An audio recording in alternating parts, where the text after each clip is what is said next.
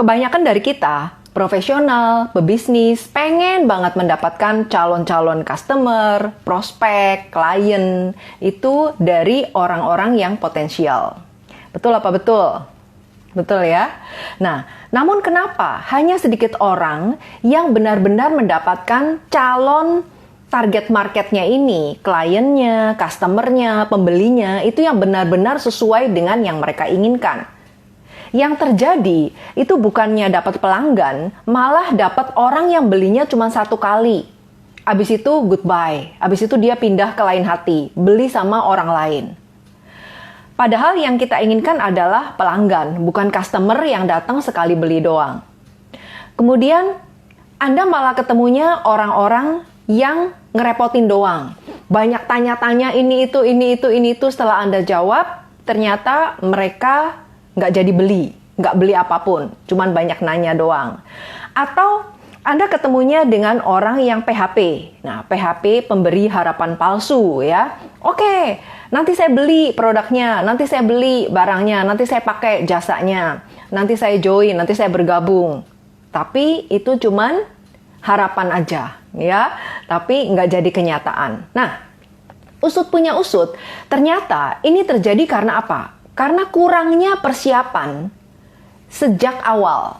Nah, jadi bukan menyalahkan dari kliennya, dari prospeknya, dari yang lain-lain, tapi persiapan kita sendiri yang justru kurang atau kurang matang gitu sejak awal ya.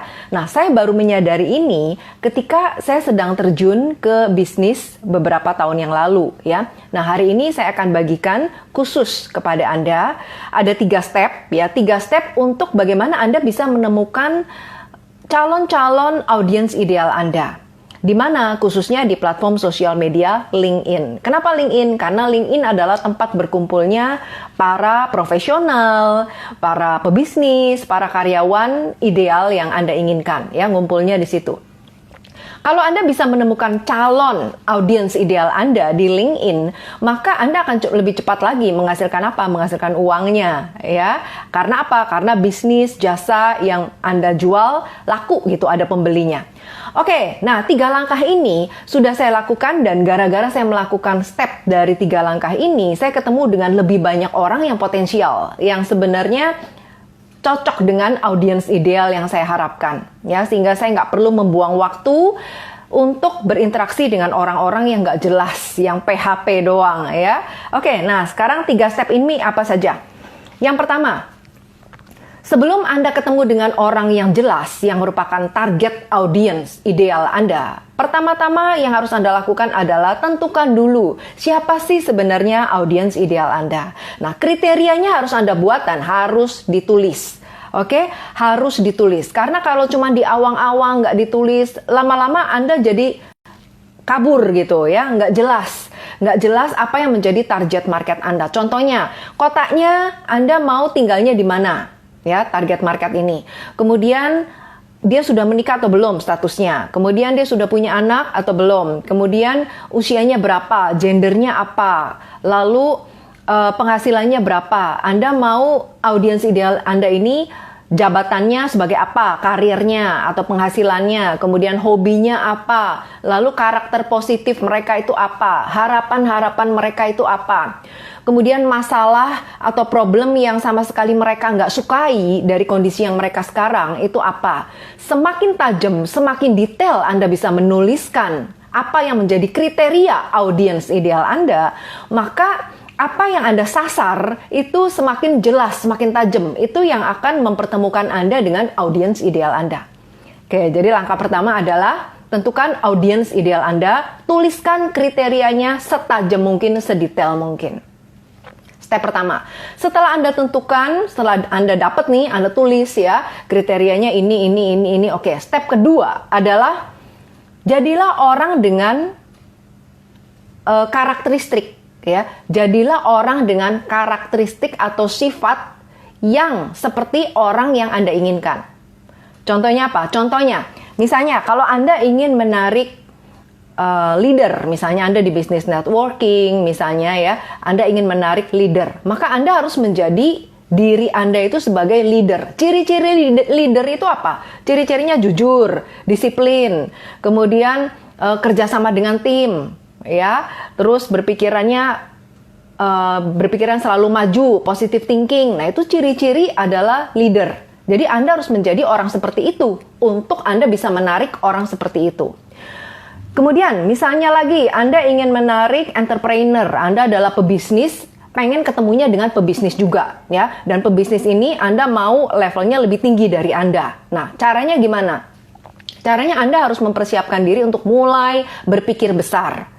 Ya, artinya Anda bisa baca buku-buku orang-orang sukses, biografi orang sukses, Anda bisa ngobrol langsung dengan orang sukses, dengan praktisi atau expert di bidang yang Anda tekuni, kemudian Anda bisa perbaiki mindset Anda bisa perbesar wadah kekayaan Anda bisa lakukan banyak hal sehingga Anda bisa mengundang orang-orang yang levelnya ada di atas Anda dengan cara menyamakan dulu pola pikirnya, ya, itu.